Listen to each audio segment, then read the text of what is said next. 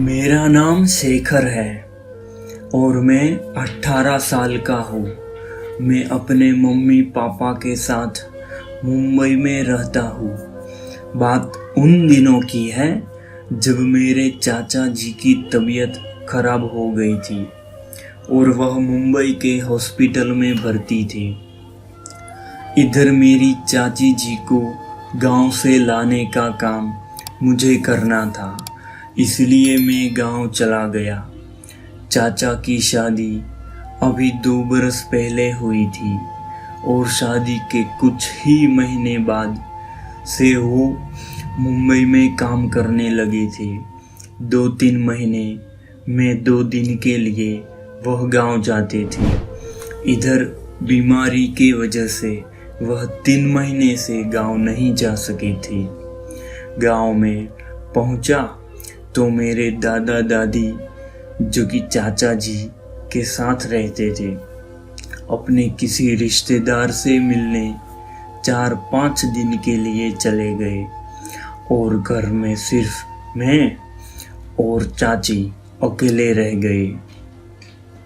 वैसे तो दादी जी और मैं घर के बाहर बरामदे में सोते थे और चाची जी और दादी जी घर के अंदर। पर अब चाची जी ने कहा कि तुम भी अंदर सो जाओ। रात में खाना खाने के बाद मैंने दरवाज़ा अंदर से बंद करके दादी जी के कमरे में सोने चला गया।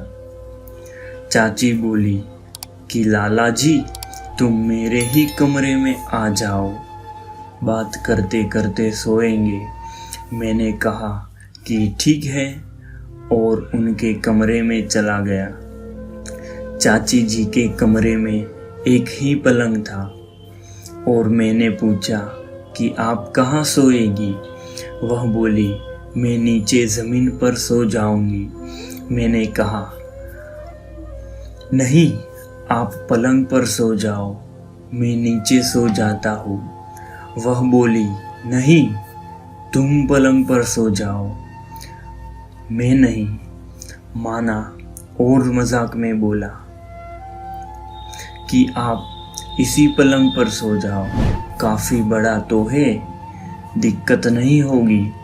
पहले तो वह हंसी पर फिर बोली कि ठीक है, तुम दीवार की तरफ से सर को, मैं ऊपर ही आती हूँ।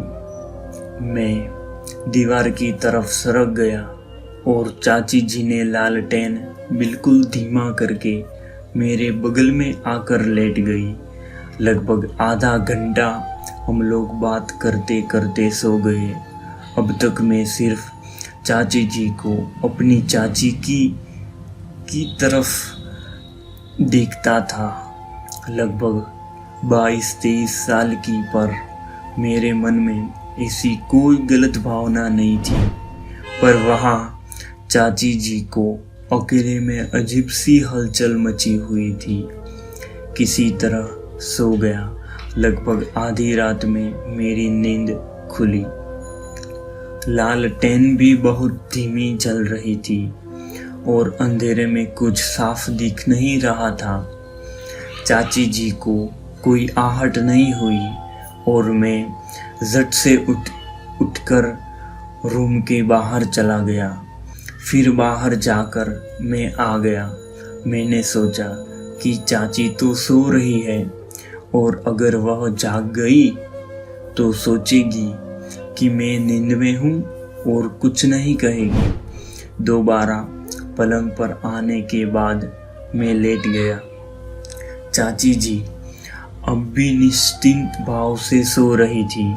मैंने लालटेन बिल्कुल बुझा दी, जिससे कि कमरे में बहुत अंधेरा हो।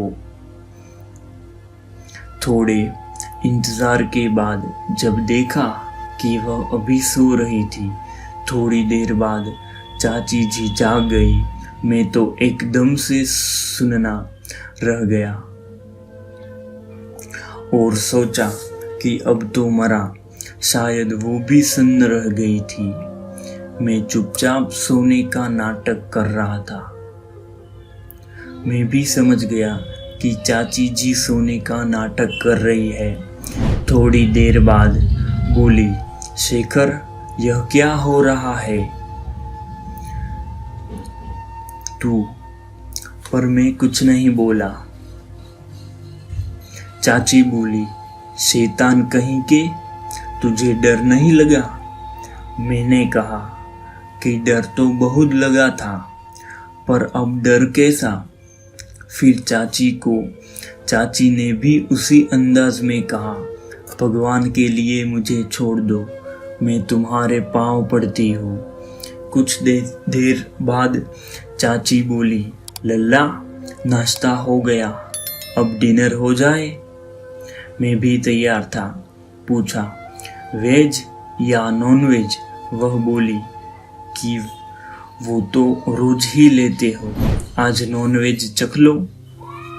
यह कहते हुए चाची, वो सब के बाद चाची बोली, यह बात किसी और को मालूम नहीं होना पाए, सबके सामने मैं तुम्हारी चाची ही हूँ।